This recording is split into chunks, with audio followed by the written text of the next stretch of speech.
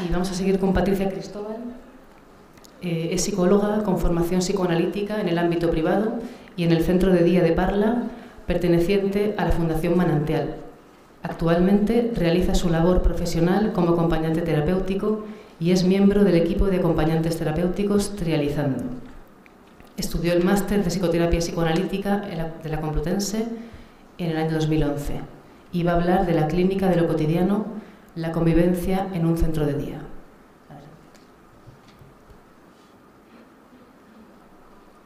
Bueno,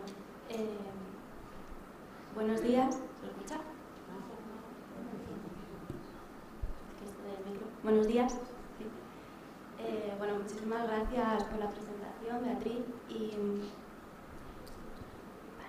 y muchas gracias al máster y a los organizadores por la invitación. En especial tengo que nombrar a Rosalía porque me ha acompañado mucho en este proceso de nervios, ¿no?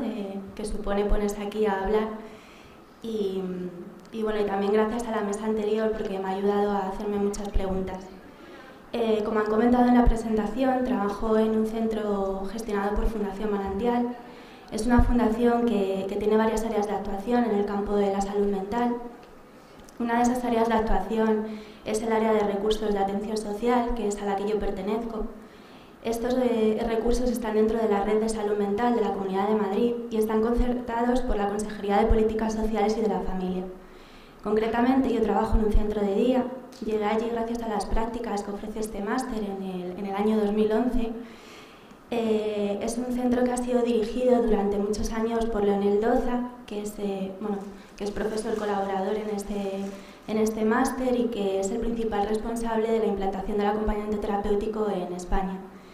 Y actualmente está dirigido por Vanessa Lebrón. Lo que me gustaría a lo largo de mi presentación es poder hacer una reflexión desde mi puesto de trabajo sobre cómo trabajamos en el centro y cómo el psicoanálisis me ayuda en mi práctica diaria. Para realizar mi trabajo desde mi puesto de psicóloga, me apoyo en la teoría psicoanalítica como una teoría que me ayuda en el día a día a entender a las personas con las que trabajo y poder dar una escucha al sufrimiento.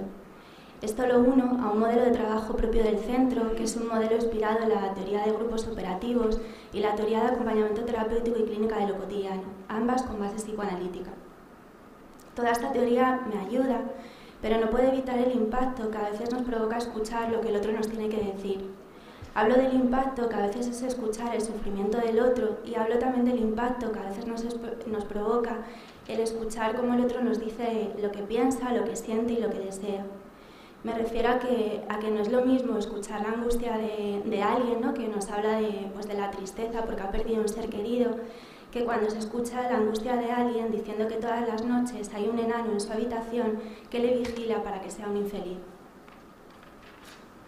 Las personas que acogemos en el centro de día son de edades comprendidas entre los 18 y 65 años, son personas que vienen con un gran sufrimiento y con una historia de vida muy difícil.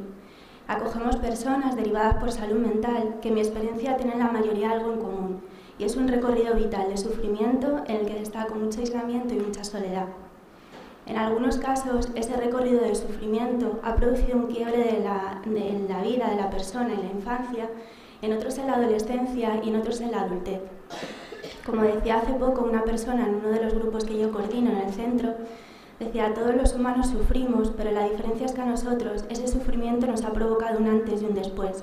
Ha interrumpido nuestra vida laboral, personal y familiar. Y así es como nos llegan muchas personas, ¿no?, al centro, con esta historia de vida en el que suele aparecer un pasado idealizado, el de antes de la crisis, y un presente oscuro en el que muchas veces es difícil dibujar un futuro de proyectos, de oportunidades y de expectativas. Desde el centro de día, yo soy la persona que me encargo de acoger inicialmente a las personas que llegan al recurso. Os podría contar infinidad de tipos de acogidas, ¿no?, porque son primeros encuentros que yo creo que cada uno de ellos es muy diferente, pero sí que apostamos por primeros encuentros que permitan que la persona se sienta a gusto y con ganas de volver. Por eso cuidamos mucho que cuando una persona llega muy angustiada, muy callada, pues no es ponerle demasiadas preguntas, ¿no?, y poder dejar de lado nuestras ganas de querer saber de él. Y si es una persona también que habla mucho, pues cuidarla de que no se exponga demasiado en un primer encuentro.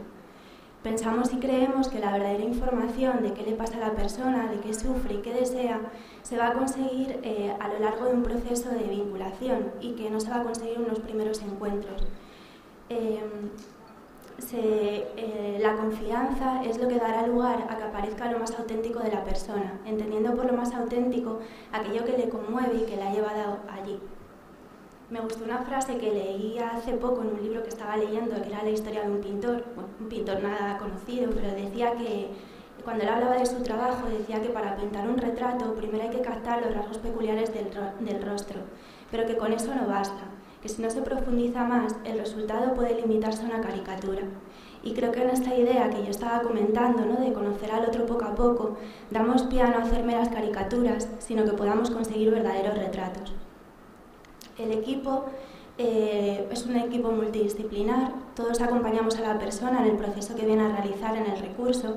Desde mi lugar de psicóloga ofrezco un espacio para la escucha, para la palabra y un lugar en el que poder ser testigo de los avatares de la vida de cada una de las personas que vienen al recurso.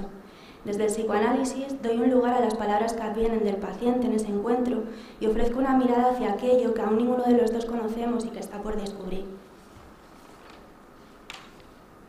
Al poquito de trabajar en el centro de día, me di cuenta de que mi papel no se limitaba únicamente a las citas individuales ni a coordinar los grupos en los que participo como coordinadora, sino que el recurso invitaba algo más, ¿no? Invitaba a estos momentos de pasilleo, que bueno, los denominamos así, de convivencia, a los que yo también estaba convocada. Al estar convocada a esa convivencia, ¿no?, que se da en el centro de día, me surgía la pregunta de cómo podía colocarme como profesional ante ello, ¿no?, porque para mí era algo más conocido el trabajo en un despacho, como algo más controlado, que ese trabajar desde la convivencia.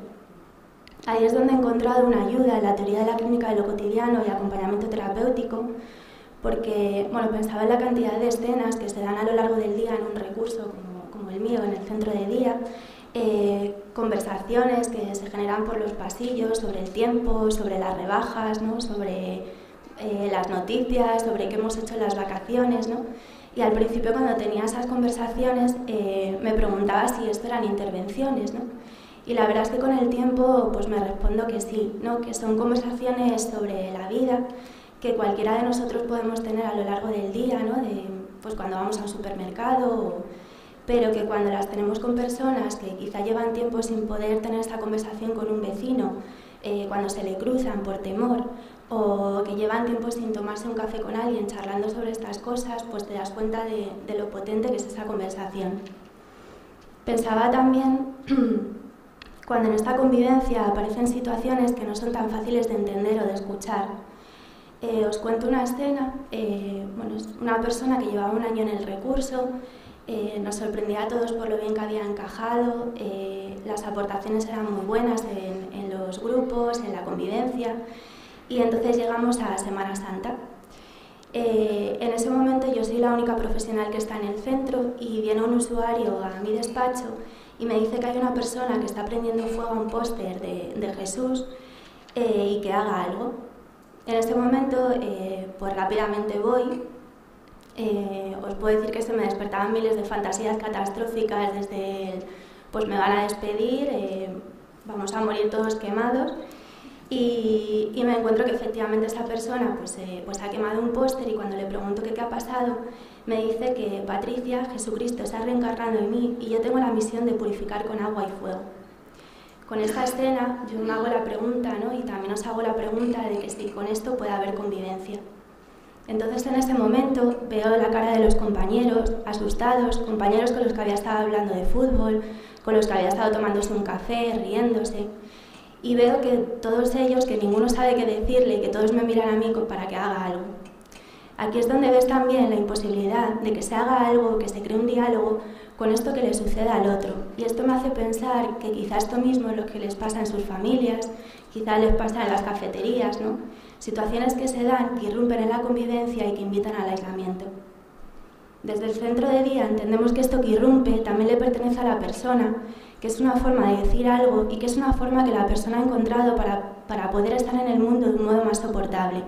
Por ello, aunque a nosotros muchas veces nos perturbe, nos asuste y nos impacte, nuestra postura es la de acogerlo sin cuestionarlo. En este caso yo reconozco que yo también estaba asustada, estaba muy conmovida y lo único que pude decirle es que entendía que Jesucristo se hubiese reencarnado en él y tuviese esta misión, pero que había un riesgo en prender fuego en un papel en un lugar interior y que todos nos habíamos asustado mucho. Le ofrecí hablar en privado y entonces ahí él me contó que lo sentía mucho porque tenía esta misión y que tenía que cumplirla. Le dije que qué le parecía, ¿no? Si la siguiente vez que tuviese esta misión, pues lo pudiese compartir con alguien del equipo y que le parecía también que pensásemos en otras formas de hacer, ¿no? También cuando le llegase esta misión.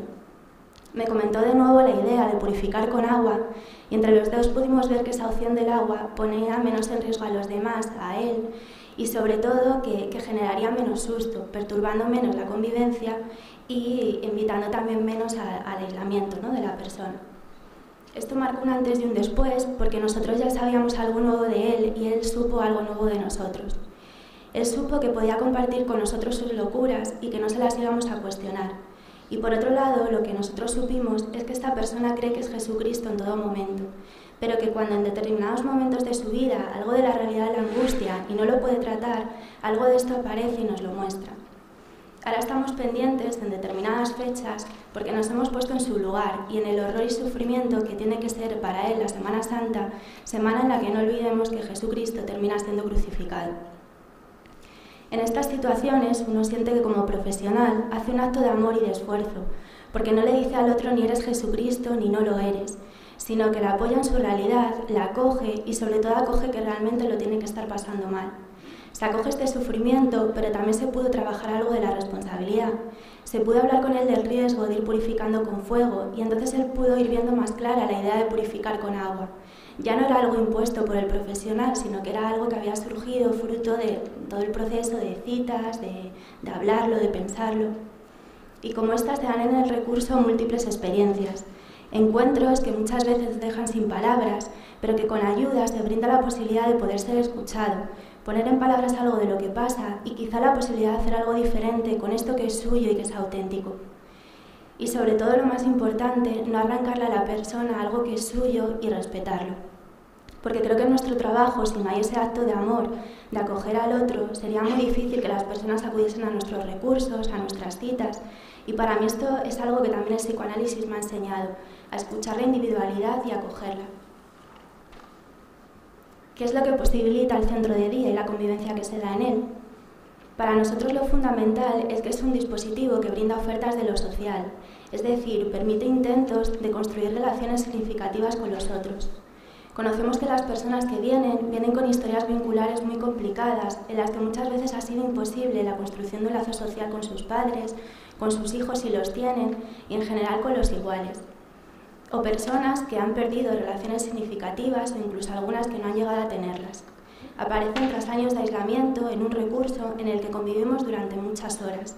Se genera un lugar de encuentros en el que se cruzan diferentes historias vitales. Y creo que aquí el centro de día ofrece experiencias a los usuarios que mediante un vínculo de confianza permite que algo se desanude y que puedan emerger estas relaciones. Por eso tenemos grupos de amigos que quedan los fines de semana, que salen de fiestas, surgen relaciones de pareja. Por lo tanto, podemos decir que el centro de día lo vemos como un lugar en el que la persona viene a iniciar un proceso que nunca sabremos cómo va a ir desarrollándose, pero que sí que tenemos claro que acogemos al otro tal y como puede llegar, que no forzamos ese proceso y escuchamos los tiempos que la persona va marcando, que le damos la oportunidad a la persona de dar voz a las cosas que piensa y siente y no quedarse colocado como un objeto pasivo que no tiene nada que decir ni que pensar. Todos los procesos son pensados con la persona en reuniones de equipo, en coordinaciones con salud mental y sobre todo yo creo que lo más característico es que no son procesos extrapolables de unos a otros, sino que requiere escuchar la individualidad de cada persona. En el centro de día también vivimos que estos procesos finalizan y que la gente se va de alta, que la gente deja de necesitarnos, ¿no? Porque no podemos olvidar que la vida de la persona está más allá de las paredes del centro. Como dice una persona que se acaba de ir de alta, me he dado cuenta de que esté o no esté en el centro de día, no voy a dejar de sufrir, que el sufrimiento es parte de la vida, pero ahora tengo apoyos. La diferencia es que donde antes me quedaba solo, sufriendo con mis voces y mis delirios, ahora puedo compartirlo con esas personas que son significativas para mí. Y bueno, para terminar, no sé si es que estoy yendo muy deprisa o que me ajusto muy bien a... Bueno, para terminar, pues me gustaría hacer un símil que se me ocurrió al escribir este texto sobre el centro de día entre esta experiencia que os he contado y mi experiencia en el máster de psicoterapia psicoanalítica. Para mí el máster supuso un lugar al que acudí en un momento en el que estaba un poco perdida. Recién salida de la carrera, terminaba los estudios de psicología en uno de los momentos de mayor tasa de paro de España. En ese momento aparecía en mí un pasado idealizado y un futuro oscuro en el que no sabía por dónde continuar dando mis siguientes pasos como psicóloga. Llegué y fui acogida por un profesorado, los cuales cada uno desde su asignatura y desde su individualidad me permitieron conocer una teoría que me ayuda a mi práctica profesional. Me escucharon y me ayudaron a poder ir construyendo mis proyectos profesionales. El máster me brindó también la posibilidad de hacer relaciones muy significativas, las cuales me siguen acompañando hoy en día en lo personal y en lo profesional. Me enseñaron que este trabajo es apasionante, pero que también muchas veces es muy difícil, y por ello la importancia de estar bien acompañada por una buena supervisión como un lugar al que acudir a pensar, y un buen análisis personal como un lugar íntimo al que acudir a poder hablar de mis propias locuras. El máster finalizó y dejó en mí muchísimas experiencias, muchos aprendizajes y muchas nuevas oportunidades.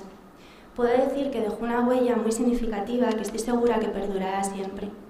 Un poco con todo esto, a lo que me gustaría llegar es que con o sin diagnóstico, al final todos necesitamos llegar a un lugar que se nos acoja, que se nos escuche y que se nos ayude a creer que se puede.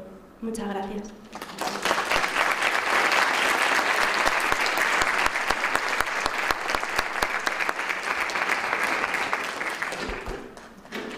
Muchas gracias, Patricia, por tu intervención, por señalar el fruto que puede dar este máster a nivel laboral, por señalar o por visibilizar también el efecto que tiene la práctica de lo que hacemos en nosotros, ¿no? Que también nos angustiamos, por visibilizar también el cuidado que hay que poner, el tiempo que hay que ofrecer para poder desarrollar nuestro trabajo, que no es nada inmediato, tu valentía por saber acoger sin cuestionar para poder trabajar, y por visibilizar también el valor de la socialización que ofrecen los centros de día.